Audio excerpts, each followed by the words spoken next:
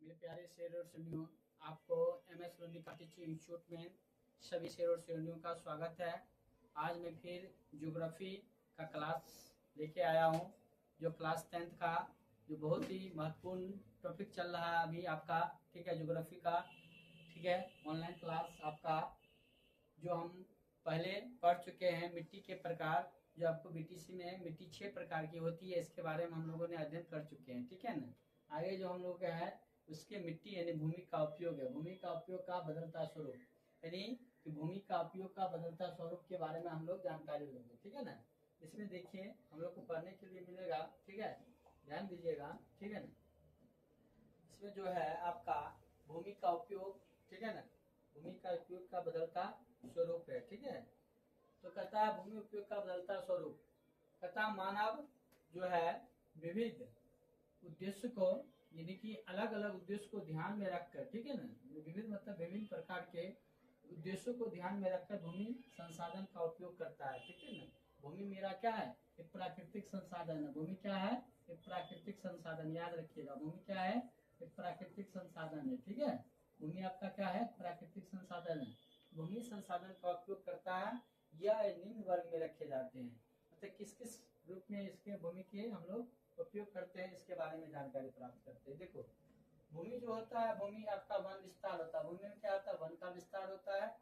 कृषि, ठीक है ना, कृषि के जो होता है अयोग्य, योग्य नहीं है, कृषि का अयोग्य है, बंजर भूमि। जैसे कृषि जो का जो योग्य भूमि नहीं होता है, जिसमें कृषि नहीं की जाती है, यानी खेती बाड़ी नहीं की जाती है, वो जो होता है आपका बंजर भूमि होता है। कैसा भूमि होती है, बंजर भूमि होता है, इसलिए बोलते हैं कृषि अयोग्य भूमि। ठीक है ना। उसके बाद है गैर कृषि, जिसमें कृषि कार्य नहीं होता। जिसमें कृषि कार्य नहीं होता है आपका गैर कृषि कहलाता है। निसंलग्न भूमि, ठीक है ना, मतलब शामिल भूमि, ठीक है ना, जो कृषि कार्य में जो शामिल नहीं है, ऐसी भूमि कहता है। भूमि इमारत, जैसे कि इमारत हो गया, क्योंकि कृषि जहाँ होती है वहाँ इमारत होती नहीं होती है। कृषि में आपका क्या आ जाएगा, जैसे गेहूं उपजाना, चावल उपजाना, बाजरा मक्का को उपजाना, ये सब क्या कहलाएगा, कृषि भूमि कहलाएगा। लेकिन गैर कृषि के अंतर्गत आपका आ जाएगा जहाँ पर इमारत हो, सड़क हो, उद्योग धंधा हो, जहाँ कल कारखाने हो, ये सब क्या है, गैर कृषि कार्य के अंतर्गत आएगा। उसके बाद आपका दिया हुआ है अस्थायी चारागाह। क्या है, अस्थायी चारागाह, गोचर भूमि, ठीक है नहीं, ये सब आपका क्या है, अस्थायी चारागाह, गोचर भूमि, ये सब क्या है, भूमि उपयोग का क्या है, साधन है। उसके बाद आपका बाग बगीचे, क्या है, बाग बगीचे या उपवन, ये संलग्न क्या है, ये भूमि उपयोग है। कृषि योग्य बंजर भूमि, जिसका प्रयोग 5 वर्ष से न हुआ हो, ठीक है ना, यानी जिसका उपयोग 5 वर्षों से नहीं हुआ है, वह क्या कहलाएगा, बंजर भूमि। क्या कहलाएगा, बंजर भूमि। जो कृषि योग्य है और 5 वर्षों से उनका उपयोग नहीं हुआ है, वह क्या कहलाएगा, बंजर भूमि कहलाएगा, याद रखिएगा।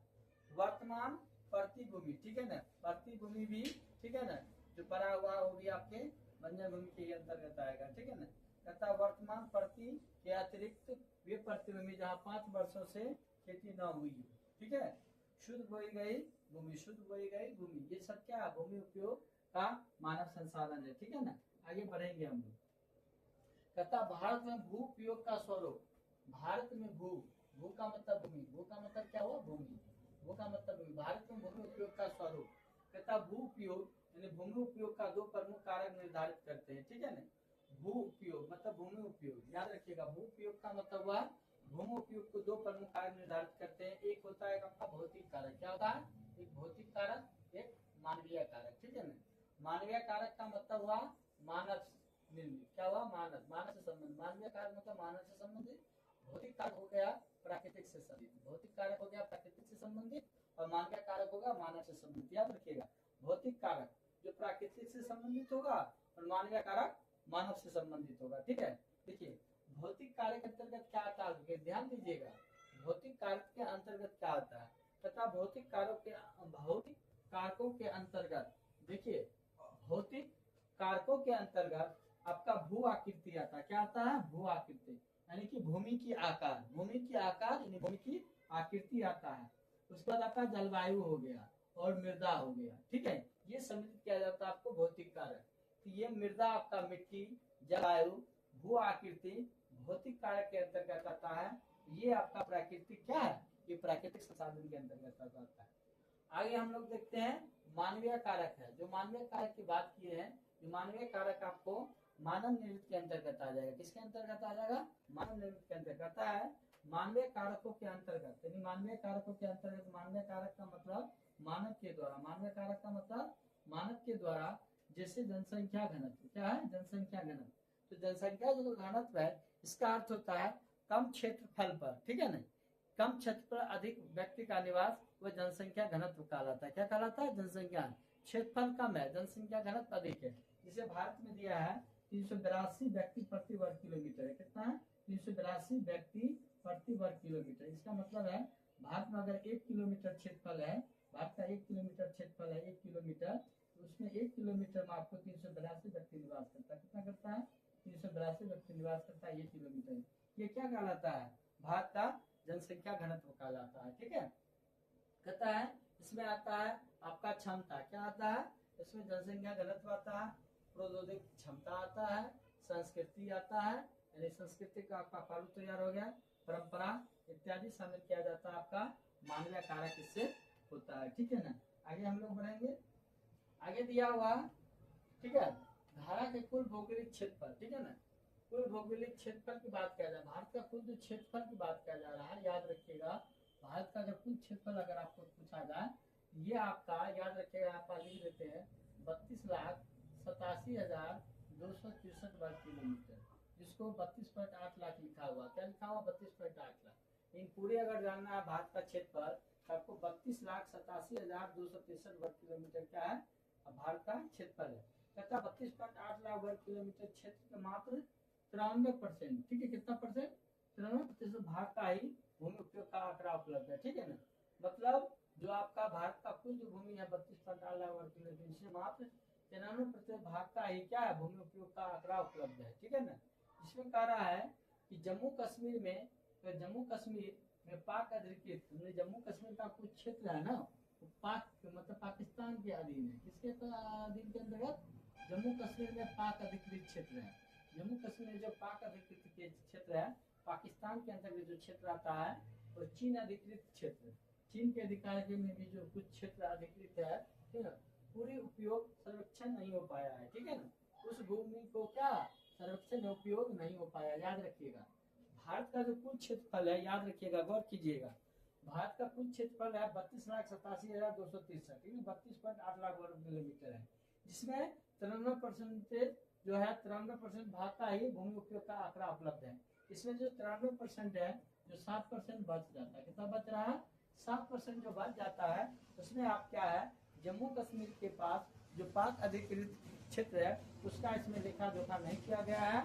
और उसके बाद चीन के जो अधिकार क्षेत्र में जो भूमि है, उसका भी आपका सर्वेक्षण यानी कि लेखा जोखा नहीं किया गया है। याद रखिएगा, आपका टोटल क्षेत्रफल का 93% भाग ही क्या है, उसका काउंट किया गया, आंकड़ा उपलब्ध करवाया गया। 7% का उपलब्ध नहीं करवाया गया है। तो 7% कहाँ का उपलब्ध नहीं करवाया गया है? याद रखिएगा, जो जम्मू कश्मीर में पाक अधिकृत क्षेत्र है, उसका नहीं कराया गया है।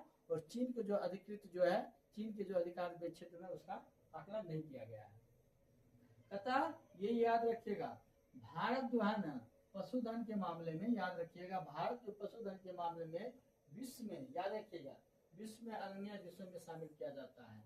मतलब पूछा जाता है यानी कि विश्व में सबसे ज्यादा पशुधन कहाँ है? तो याद रखिए, विश्व में सबसे ज्यादा पशुधन भारत है। याद रखिएगा, पशुधन, पशु को पालने में सबसे अगर अव्वल दर्जा का देश अगर बात किया जाए, तो वह आपका भारत है। याद रखिएगा, भारत पशुधन के मामले में विश्व के अन्य देशों में शामिल किया जाता है।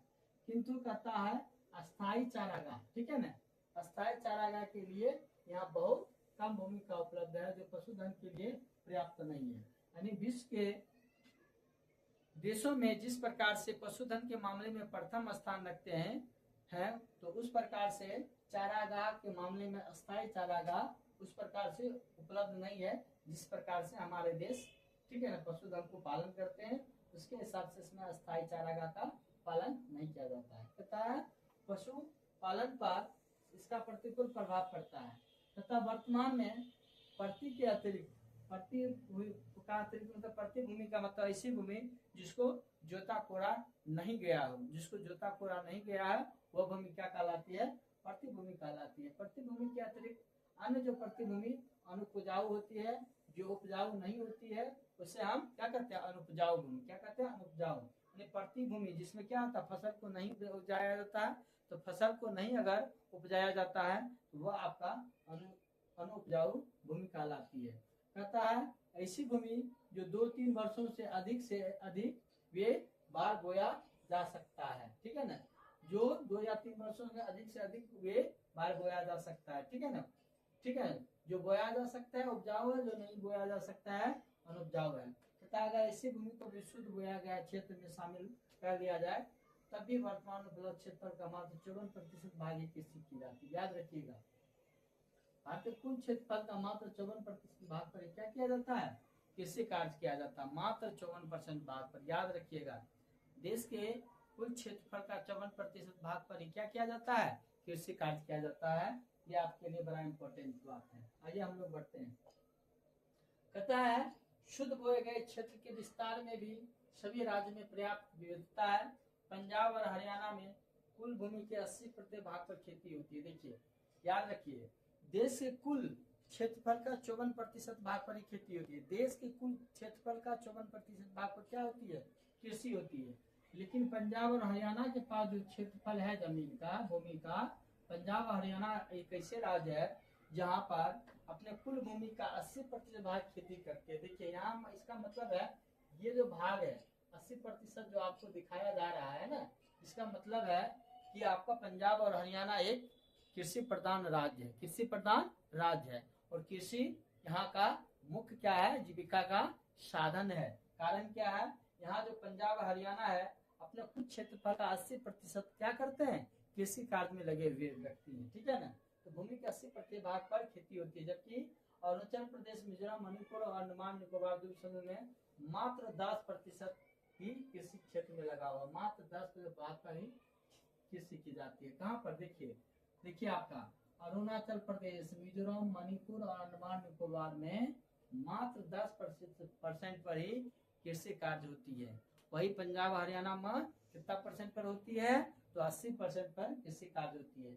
तथा किसी भी देश में पर्यावरण को संतुलित रखने के लिए उसके क्षेत्र के 33% भूभाग पर, ठीक है ना, 33% भूभाग पर विस्तार क्या होना चाहिए, वांछित होना। मतलब क्या, पर्यावरण के लिए कितना परसेंट होनी चाहिए, 33%। कितना परसेंट, 33%। कहता है किसी भी देश को पर्यावरण को संतुलित रखने के लिए कितना परसेंट चाहिए, तो उसके लिए आपको 33% चाहिए। ये क्वेश्चन आपको ऑब्जेक्टिव में भी मिलेगा। ठीक है ना, ये जो परसेंटेज दिया हुआ है आपका ऑब्जेक्टिव में भी मिलेगा, बहुत इंपॉर्टेंट है। और कॉम्पिटिटिव एग्जाम में भी पूछा जाता है आपका कि किसी भी देश में पर्यावरण को संतुलित रखने के लिए कितना परसेंट चाहिए, तो 33% चाहिए। ठीक है, ये जो है 33% बहुत ही इंपॉर्टेंट है। उसके लिए आपको ये लाइन याद रखना पड़ेगा, देश में पर्यावरण को संतुलित रखने के लिए कितना क्षेत्रफल चाहिए, तो 33% क्या चाहिए, क्षेत्रफल पर क्या चाहिए, वन विस्तार चाहिए। क्या चाहिए, वन विस्तार कितना परसेंट होना चाहिए, 33% पर्यावरण को संतुलित रखने के लिए। आगे हम लोग बढ़ते हैं। ठीक है, देखते हैं। कथा एक है आपका राष्ट्रीय वन नीति। आपसे पूछा जाएगा राष्ट्रीय वन नीति कब लागू की गई थी, 1952 ईस्वी में। याद रखिएगा, राष्ट्रीय वन नीति, राष्ट्रीय वन नीति कब लागू की गई थी, तो राष्ट्रीय वन नीति वन लाइनर क्वेश्चन में नोट कर लीजिएगा कि राष्ट्रीय वन नीति कब लागू की गई थी, 1952 ईस्वी में राष्ट्रीय वन नीति लागू की गई थी। ठीक है, आगे हम लोग पढ़ेंगे, समझेंगे। कहता है मात्र 20% भूभाग पर वन का विस्तार पाया जाता है। देखिए अभी जो हम क्या बोले हैं, पर्यावरण को, ठीक है ना, संतुलित रखने के लिए या पर्यावरण को अच्छा बनाने के लिए, ठीक है ना, उसके लिए वन विस्तार कितना चाहिए, 33% चाहिए। कितना, 33%। लेकिन है कितना परसेंट, तो आपका मात्र 20% है। चाहिए कितना, तो 33% है। कितना, तो 20%। आपका मात्र 20% ही वर्तमान में आपका क्या है, पर्यावरण संतुलन के लिए आपका वन विस्तार मात्र 20% पर है। और चाहिए हमको कितना, 33% चाहिए।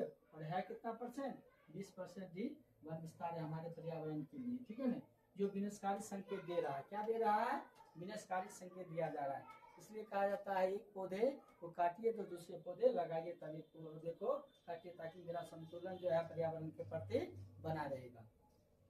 कहता है वन जो पर्यावरण संतुलन के साथ साथ लोगों का ना जीविका के स्रोत भी है। देखिए जो यह पर्यावरण संतुलन के साथ साथ क्या है, जीविका के भी क्या है, स्रोत है। ठीक है ना, क्योंकि अगर हम, ठीक है ना, वनों का विस्तार करते हैं तो हमें पर्यावरण का संतुलन तो रखा ही जाता है, साथ में हमको क्या होता है, उस वन से हमें लाभ भी होता है। अगर हम मान के चलिए शीशम का पेड़ लगाते हैं या आम का पेड़ लगाते हैं, तो शीशम का पेड़ लगाते हैं तो उसे हम फर्नीचर के रूप में, किसी वस्तु के रूप में यूज कर लेते हैं, जैसे बेंच डेस्क बना हुआ, खिड़की कबाड़ी बनाना हुआ, तो ढेर सारा मान चलिए कि हम उसको उपयोग कर लेते हैं। अगर हम आम का पेड़ लगाए तो मान चलिए उसमें क्या हुआ, आम से फल की प्राप्ति करते हैं और उसका लकड़ी का भी हम लोग ढेर सारा अपने मतलब फर्नीचर के रूप में उसका उपयोग कर पाते हैं। ये क्या है, जीविका का भी क्या है, साधन है। वन क्या है, जीविका का भी क्या है, साधन है, और पर्यावरण के संतुलन के लिए भी बहुत उपयोगी है। ठीक है, इसलिए पर्यावरण और संतुलन को बनाए रखने के लिए पेड़ को लगाना बहुत ही आवश्यकता हो जाती है। ठीक है, कहता है बंजर भूमि।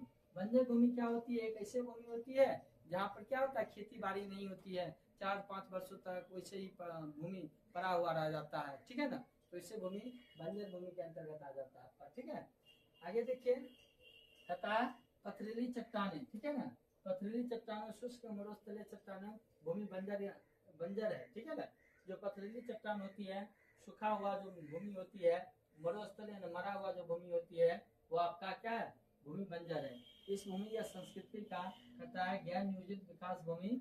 ठीक है, साधन का कहता है उद्योग में स्थापना, उत्सर्जित पदार्थों का कहता है निपटान, भूभाग संसाधन के निम्नीकरण में अप्रत्याशित सहयोग करता है एवं इन कारणों से समाज एवं पर्यावरण दोनों पर आपदा की काली छाया पड़ने लगी है। ठीक है ना, अगर हम कह रहा है, अगर हम ठीक है ना पेड़ पौधे को ठीक है ना या पर्यावरण को बचा के नहीं रखेंगे, इसका क्या मानव पर्यावरण पर क्या होगा, बुरा असर दिखने को मिलेगा या पड़ेगा। तो आप लोगों को ठीक है ना, तो भूमि का बदलता स्वरूप के बारे में आज हमने जानकारी दी। ठीक है ना, मिट्टी का प्रकार पढ़ चुके हैं। ठीक है, तो इस प्रकार से हम लोग ज्योग्राफी का पहले हम क्या करेंगे, यूनिट आपका जो है इकाई 1 को समाप्त करेंगे, क्योंकि आपका जो यूनिट इकाई जो है 1 उसमें आपका क ख ग घ और करके दिया हुआ है। तो आपका 1 क समाप्त करेंगे, ख ग घ को समाप्त कर लेते हैं और क्वेश्चन आंसर के साथ हम लोग चलेंगे। ठीक है ना, क्वेश्चन आंसर के साथ आपको समाप्त करेंगे क ख ग घ।